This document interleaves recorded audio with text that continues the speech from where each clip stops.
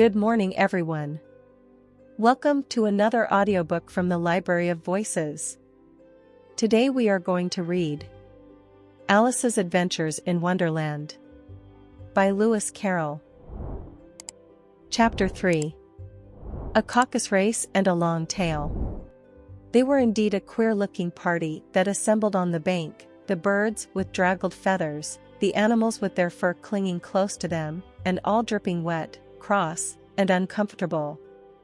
The first question of course was, how to get dry again. They had a consultation about this, and after a few minutes it seemed quite natural to Alice to find herself talking familiarly with them, as if she had known them all her life. Indeed, she had quite a long argument with the Lory, who at last turned sulky, and would only say, "I am older than you, and must know better," and this Alice would not allow without knowing how old it was, and, as the Lory positively refused to tell its age, there was no more to be said. At last the mouse, who seemed to be a person of authority among them, called out, "Sit down, all of you, and listen to me. I'll soon make you dry enough."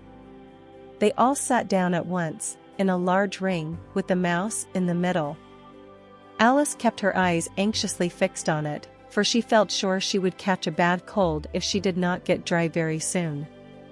"Ahem," said the mouse with an important air, "are you all ready? This is the driest thing I know. Silence all round, if you please." William the Conqueror, whose cause was favored by the Pope, was soon submitted to by the English, who wanted leaders, and had been of late much accustomed to usurpation and conquest. Edwin and Morcar, the Earls of Mercia and Northumbria. "Ugh," said the Lory, with a shiver. "I beg your pardon," said the mouse, frowning, but very politely, "did you speak?" "Not I," said the Lory hastily. "I thought you did," said the mouse. "I proceed.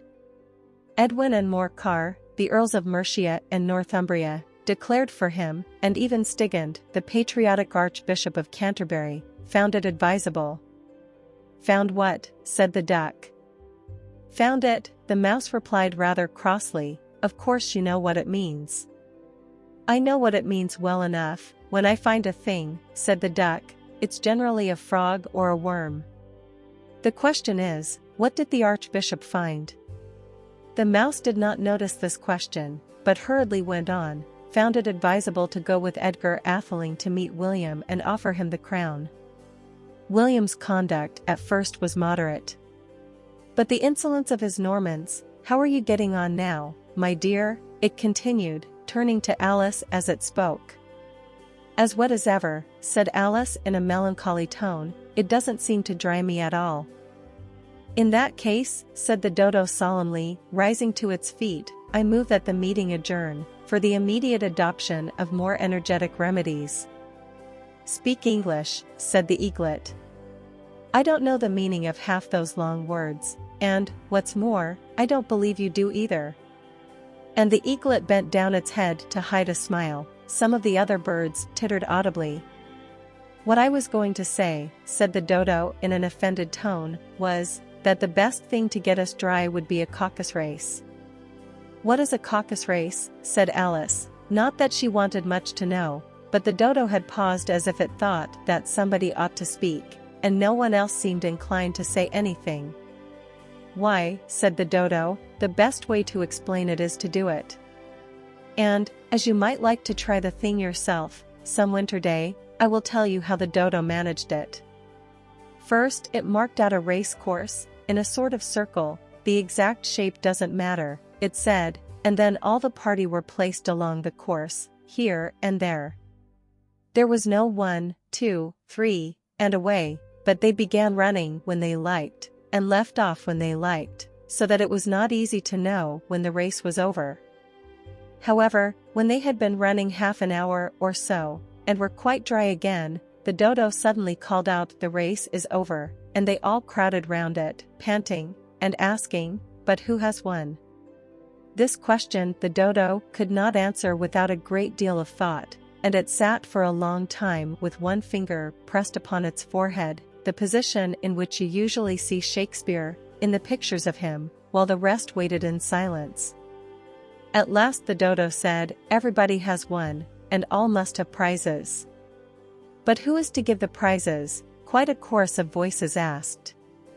"Why, she, of course," said the dodo, pointing to Alice with one finger, and the whole party at once crowded round her, calling out in a confused way, "Prizes! Prizes!" Alice had no idea what to do, and in despair she put her hand in her pocket, and pulled out a box of comfits. Luckily the salt water had not got into it, and handed them round as prizes. There was exactly 1 apiece, all round. "But she must have a prize herself, you know," said the mouse. "Of course," the dodo replied very gravely. "What else have you got in your pocket?" he went on, turning to Alice. "Only a thimble," said Alice sadly. "Hand it over here," said the dodo. Then they all crowded round her once more, while the dodo solemnly presented the thimble, saying, "We beg your acceptance of this elegant thimble," and, when it had finished this short speech, they all cheered. Alice thought the whole thing very absurd, but they all looked so grave that she did not dare to laugh, and, as she could not think of anything to say, she simply bowed, and took the thimble, looking as solemn as she could. The next thing was to eat the comfits. This caused some noise and confusion, as the large birds complained that they could not taste theirs, and the small ones choked and had to be patted on the back. However, it was over at last, and they sat down again in a ring, and begged the mouse to tell them something more.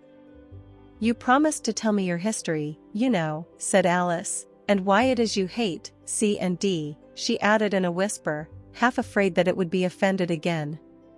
"Mine is a long and a sad tale," said the mouse, turning to Alice, and sighing. "It is a long tale, certainly," said Alice, looking down with wonder at the mouse's tail, "but why do you call it sad?" And she kept on puzzling about it while the mouse was speaking, so that her idea of the tale was something like this. Fury said to a mouse, that he met in the house, "Let us both go to law, I will prosecute you. Come, I'll take no denial, we must have a trial, for really this morning I've nothing to do."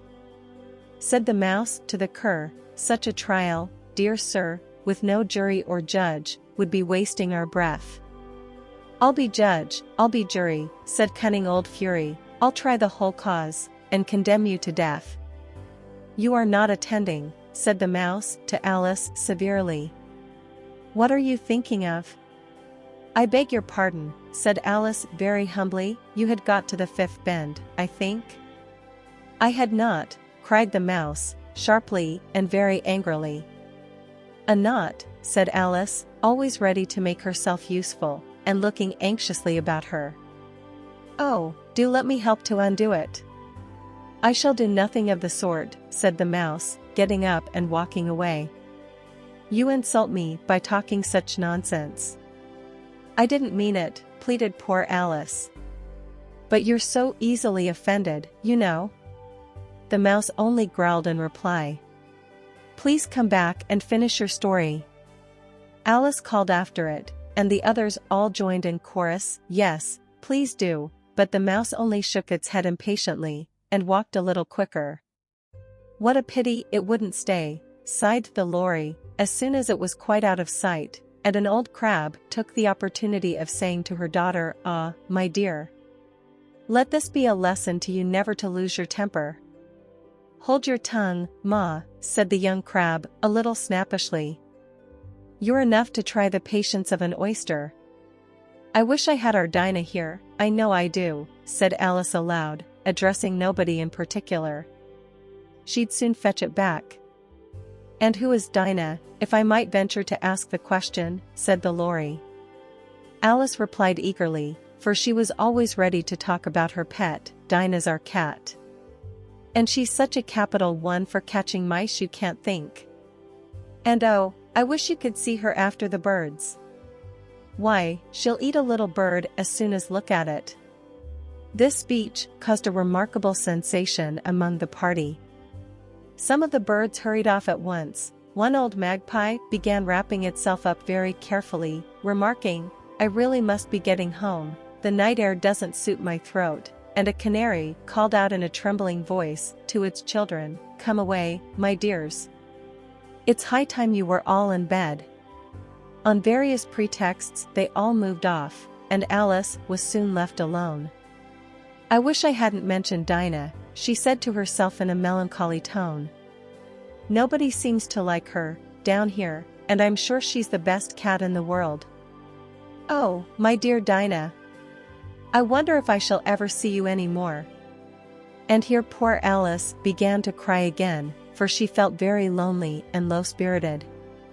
In a little while, however, she again heard a little pattering of footsteps in the distance, and she looked up eagerly, half hoping that the mouse had changed his mind, and was coming back to finish his story. And so we close this chapter. I hope you enjoyed. If yes, don't forget to like the video and share it with someone who might also like it. We are also very grateful, and see you in the next chapter. Bye.